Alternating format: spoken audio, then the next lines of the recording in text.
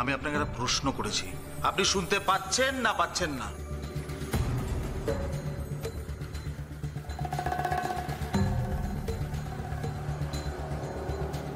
আমার কাছে ঐশ্বর্য আর ওর মেচো কাকিমা এসেছিল। আমি নিজে থেকে ওদের কাছে যাইনি, ওরা নিজেরাই এসে আমাকে বলেছিল। কি বলেছিলেন? বলেছিল 10,000 টাকা দেবে আমাকে,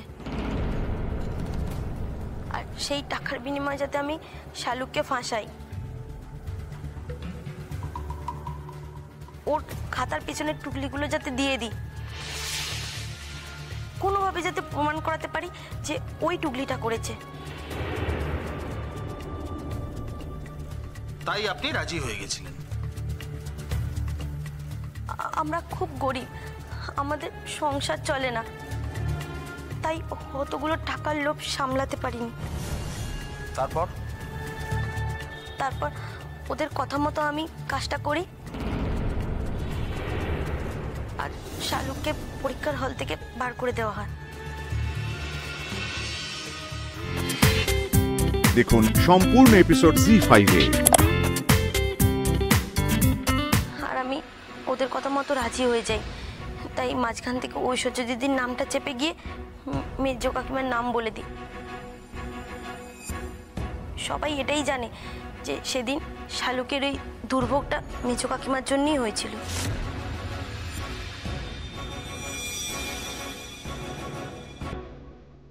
ইওর অনার, আমি আপনাকে যা যা বলেছিলাম তার সপক্ষে যুক্তি এবং সাক্ষ্য দুটোই আমি আপনার সামনে পেশ করেছি। সমস্ত কিছু শোনার পর আপনি আমাকে বলুন, এর পরেও কি ঐশ্বর্য যে অত্যন্ত ক্ষতিকর একটি মেয়ে সেটা বলা যায় না?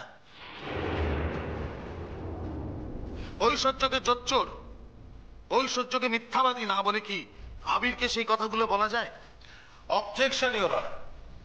একজন সাক্ষীকে দিয়ে আমার বিপক্ষীয় বন্ধু তার মনের কথা বলে নিতে চাইছেন, কিন্তু তার কৃতিত্ব আমি ঠিক বুঝতে পারছি না।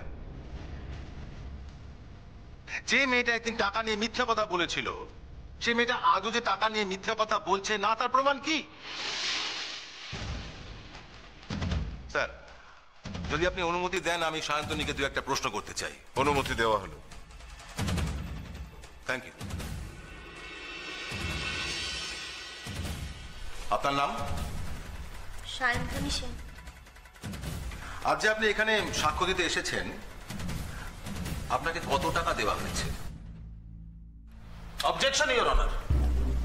আমার বিপক্ষীয় বন্ধু আদালত কক্ষে দাঁড়িয়ে আপনার সামনে যেরম ভাবে আমার বিরুদ্ধে আঙুল তুলছেন, তাতে আমার মনে হয় এতে আমার সম্মানহানি হচ্ছে। সেক্ষেত্রে আমি ওনার এগেনস্টে মানহানির মামলা অবধি করতে পারি।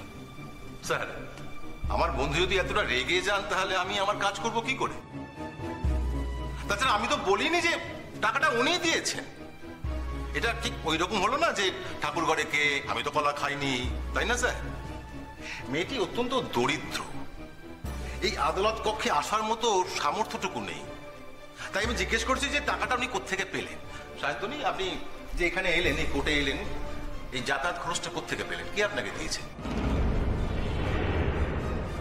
আমাকে ওরাই খরচা দিয়েছে। আবিদার বাড়ি থেকে খরচা না দিলে আমার এখানে আসা সম্ভব হতো না। আবির দাদের বাড়ি থেকে? Point to be noted sir. Objection your honour.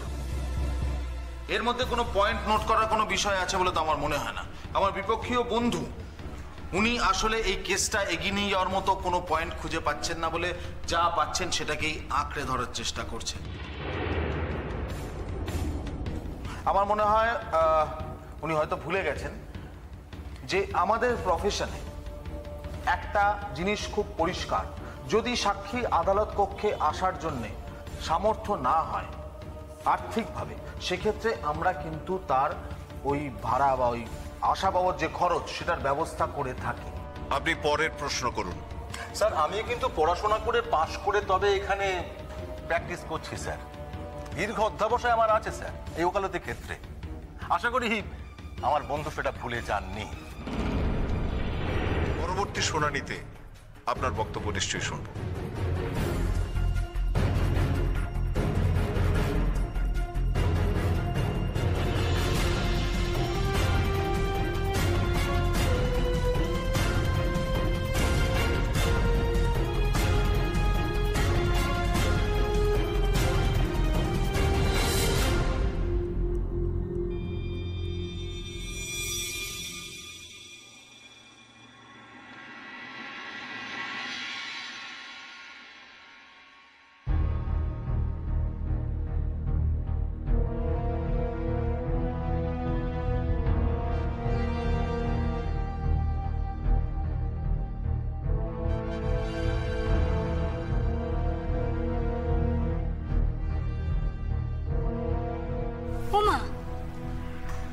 বাপি এসেছে, বাপি এসে ওখানে বসেছে, দেখো।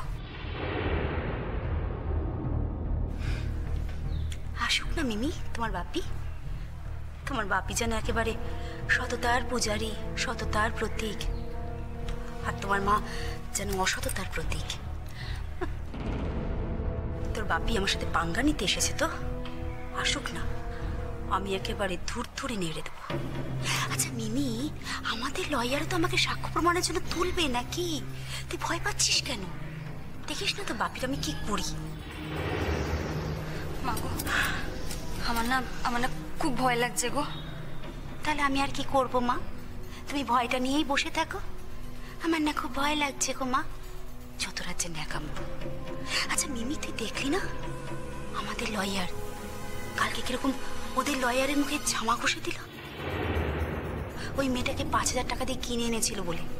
তুই কি ভাবছিস জাজ কি সেটা নোট করেননি? ঠিক করেছে। মিমি, ওই শালুককে কি করে আবিরের জীবন থেকে সরাতে হয় সেটা আমি খুব ভালো করে জানি।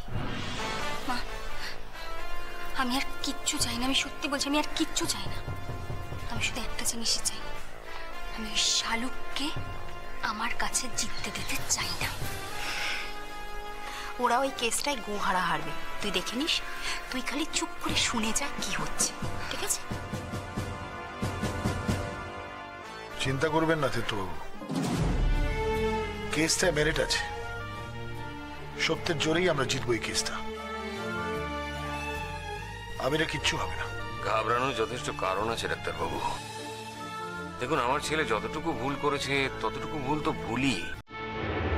এবং তীর্থবাবু, আমি একটা জিনিসই জানি, মানুষ যদি ইচ্ছাকৃত কোনো ভুল করে তাহলে তার শাস্তি আছে। ডক্টর অবিনাশ সেন অত্যন্ত সৎ মানুষ। আজ এটাই দেখার যে যেখানে ওনার সন্তানের প্রসঙ্গ আসে সেখানে উনি কতটা সৎ থাকতে পারেন। আশা করি উনি থাকবেন।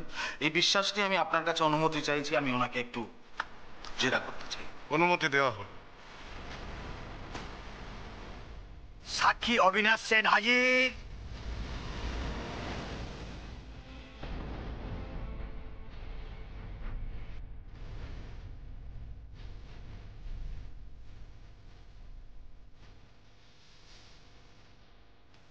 গীতায় হাত রেখে বলুন, যা বলিব সত্য বলিব, যা বলিব সত্যি বলিব, সত্য বই মিথ্যা বলিব না। সত্যি বই মিথ্যে বলিব না।